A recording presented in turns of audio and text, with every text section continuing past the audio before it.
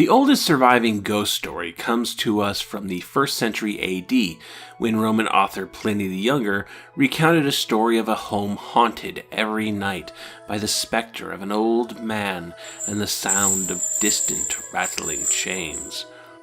The house soon lay abandoned until a man, a philosopher named Athendorius, bought the house and moved in.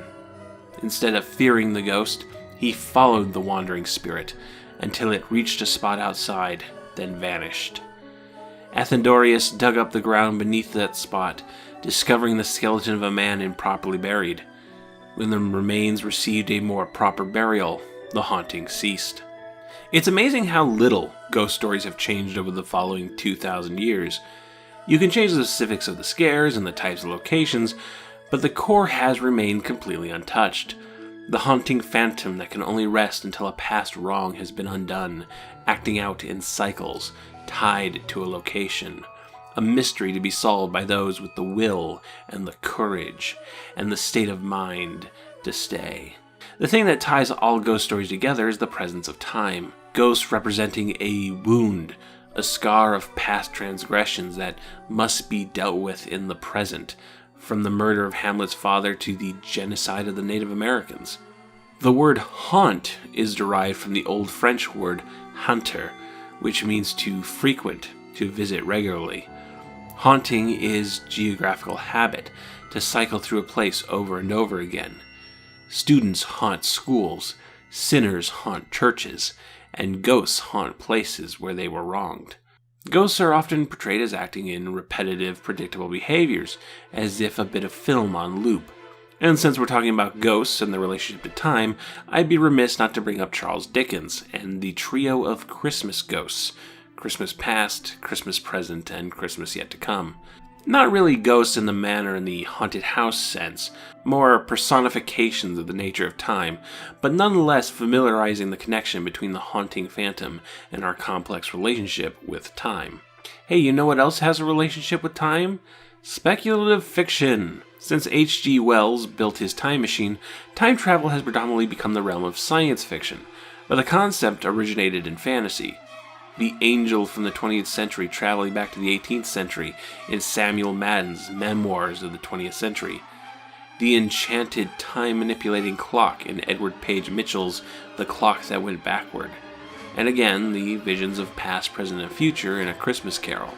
But within science fiction itself, time travel can be much more mercurial and strange than what you see in Back to the Future. Doctor Who is often labeled as science fiction, but the story of a mysterious man climbing into his magic box that can take him to any place and time in the universe feels more like a tale of folklore than contemporary space and robot adventures. In Doctor Who, time is given its own dimension, temporality turned into geography, and within this realm there are beings of immense power, carnivore gods working beyond the realms of human perception and understanding. In Doctor Who, time is hostile. And with the popularity of Doctor Who, there was a rise of speculative fiction in British television. One of Doctor Who's contemporaries latched onto the idea of this hostile realm of time and recognized the importance of time to the ghost story, and from that crafted ghost stories where time itself was the phantom. This is Sapphire and Steel.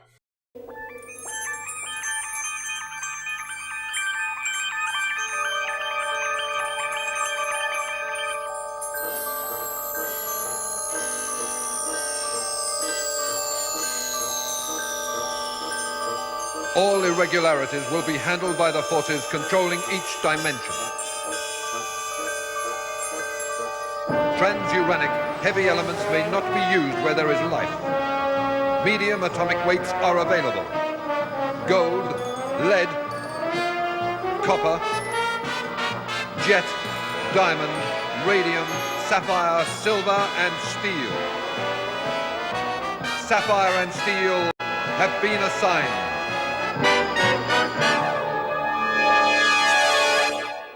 Sapphire and Steel is a television show that aired between 1979 and 1982, consisting of 6 multi-part serials for a total of 34 episodes.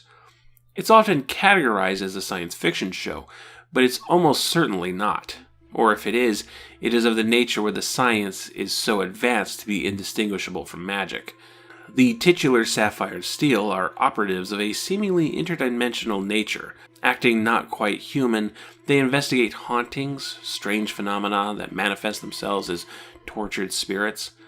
These are not ghosts in the traditional sense, but manifestations of time itself, echoes of things past, brought in where the walls of time are weakest. Places that are old, the old manor, the abandoned railway station, the deserted apartment complex. Sapphire and Steel arrive to set things right, to solve the ghost's riddle, like Athenorius before them. And it won't be easy, but they have a few tricks up their sleeve, abilities beyond that of normal humans. The cold, calculated Steel, played by David McCallum, can drop his temperature to near absolute zero, the cold being able to slow down these hauntings. The warmer, but no less strange Sapphire, played by Joanna Lumley, can make minor time jumps, usually just a few minutes back. She can create her own localized time loops. They can speak to each other telepathically, and they have knowledge beyond any modern mortal. Sapphire and Steel was created by P.J. Hammond, who was not known as a science fiction writer. No, instead his bread and butter was police procedurals of all things. Shows like Dixon of Dock Green, Zed Cards, and The Sweeney. The one major speculative fiction project he worked on prior to Sapphire and Steel was the show Ace of Wands, a fantasy program about magicians. It's these genres that set the stage for Sapphire and Steel, with the titular duo as much detectives as they are traditional exorcist characters. There's also a trend towards magical science fiction in the 1970s. This was the decade where the Master was summoning literal demons on Doctor Who.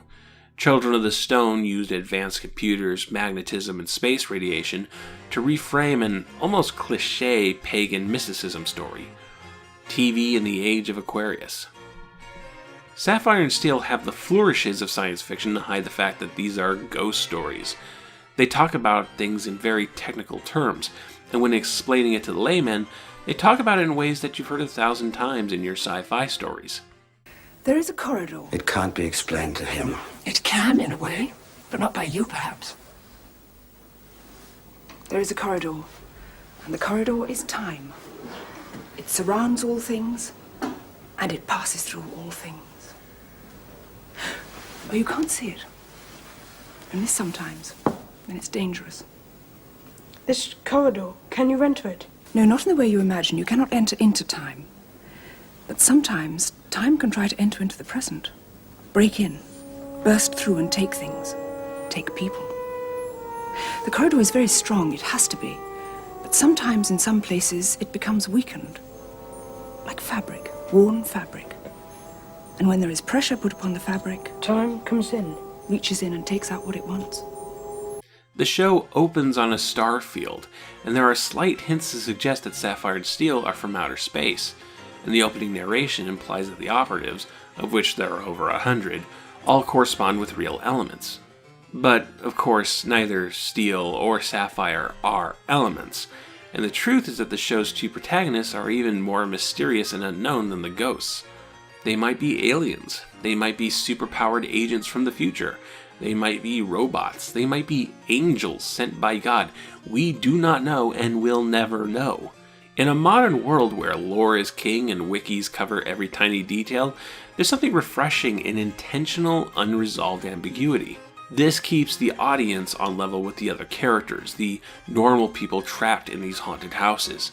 Even after 6 serials, you're still not sure what to make of Sapphire and Steel.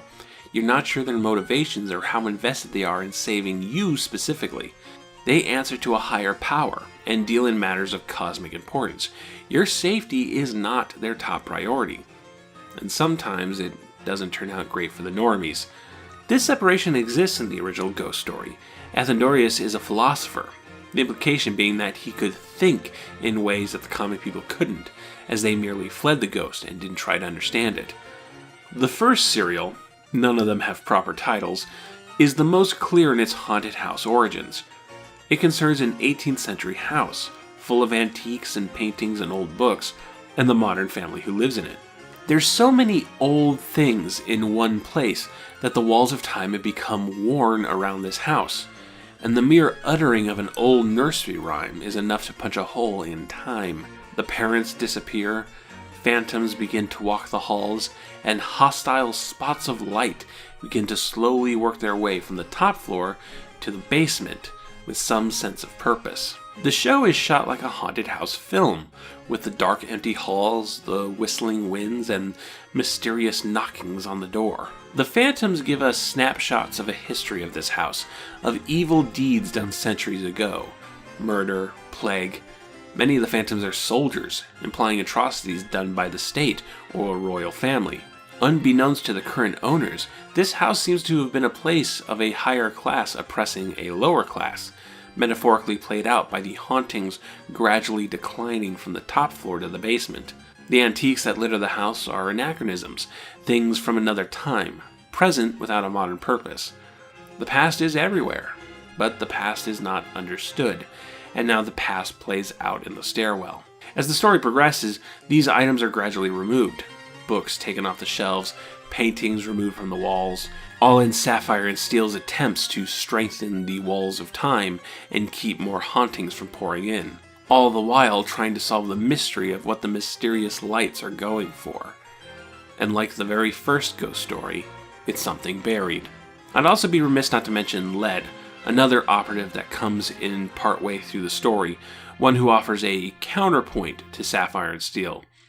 Lead is boisterous and cheerful, a gentle giant who feels so much more alive and human than our titular protagonists, which makes us question why they're so cold and alien. It also emphasizes the threat that this haunting is too much for our heroes, and backup needs to be called. All of which works together to make a really effective 2.5-hour ghost story, the kind you tell around a campfire, a story of vague threats and half answers, the kind of ghost story that'll make you afraid of nursery rhymes. But the one thing in which Sapphire Steel differs from the first ghost story, and most ghost stories, is that the solution is not to right a past wrong. The past wrong is never really understood. No, the solution is to dismiss the past entirely. Live in the present, think of the future, and leave the past behind you. It's a conclusion that, for me at least, feels unsatisfying, as the future is dependent on knowing the past and progressing from it. Ebenezer Scrooge needed to understand where he came from, so he could better understand where he was and where he was going, so that he could make himself a better man. Sapphire Steel would rather you drive into the future with no rear-view mirrors. Sapphire Steel is a very unique and thought-provoking piece of television. Ghost stories rebranded as speculative fiction detective stories. Its tendencies towards vagueness and confusion engages part of the brain not often tickled, and despite its short lifespan on television, it still inspires the imagination to this day. If you're looking for something very different, yet somehow familiar to watch as we enter into the long Halloween season, Sapphire Steel is definitely worth a look.